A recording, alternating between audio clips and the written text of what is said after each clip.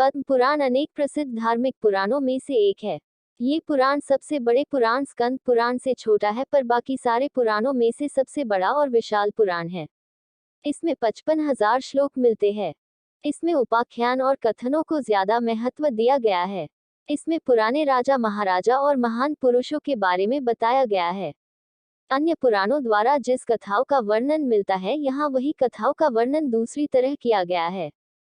पद्म पुराण मतलब वैष्णव पुराण, यह मुख्य रूप से वैष्णव पुराण ही है।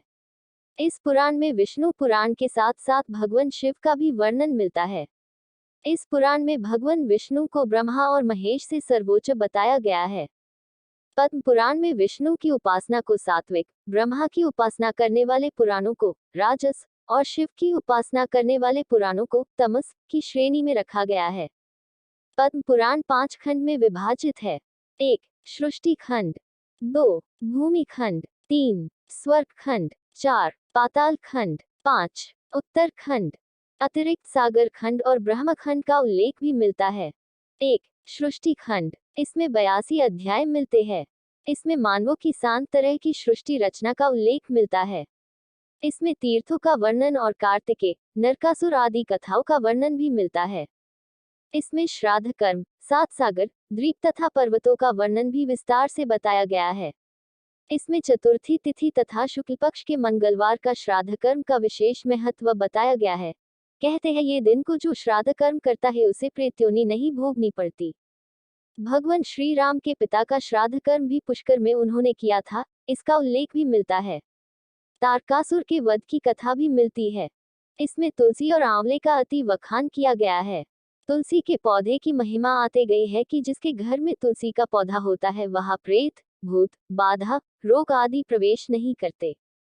2. भूमि खंड, यह अनेक आख्यानों का खंड है। इसमें धर्म, ज्ञान, ब्रह्मचर्य, दान का वर्णन मिलता है। जैन धर्म का उल्लेख भी है। भूमि खंड के आरंभ में एक ब्राह्मण की पितृ भक्ति और वैष्णव भक्ति का बड़ा ही सुंदर वर्णन किया गया है। ये खंड में सभी प्रचलित कथा का वर्णन मिलता है। इसमें भगवान शिव की महिमा और भगवान विष्णु को प्रसन्न करने का स्तोत्र मंत्र का भी उल्लेख दिया गया है। 3. स्वर्ग खंड, 62 अध्यायों का ये खंड है। स्वर्ग खंड आदि खंड से भी जाना जाता है। इसमें नर्मदा और पुष्कर जैसे तीर्थों का कल्याणकारी वर्णन मिलता है। ग्रह नक्षत्र, शकुंतला, दुष्यंत तथा हरिश्चंद्र आदि का वर्णन बहुत सुंदर रूप से किया गया है।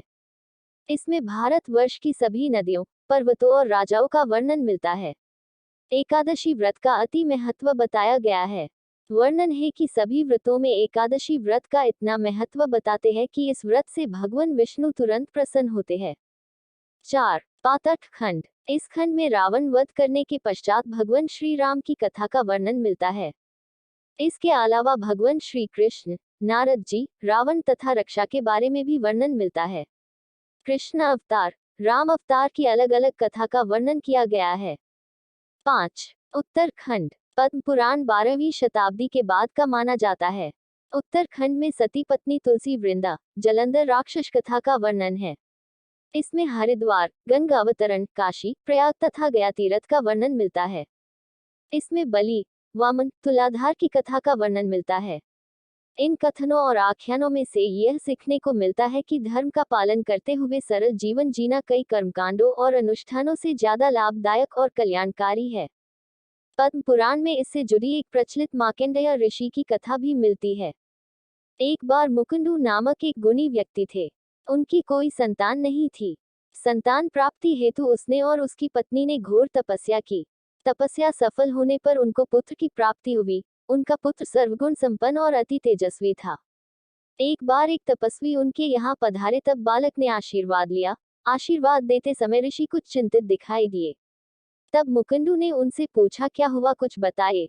तब ऋषि ने कहा, तुम्हारा पुत्र इतनी कम उम्र में अत्यंत तेजस्वी और बड़ा ज्ञानी है, परंतु यह अल्पायु का है। ये 16 साल तक ही इसकी उम्र है। और फिर तपस्वी वहां से चले गए।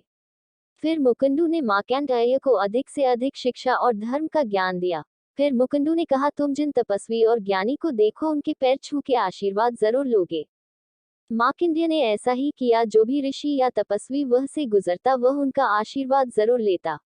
जब उसकी आयु केवल 5 दिन ही शेष रह गई तब वह से सप्तऋषि वह से जा रहे थे।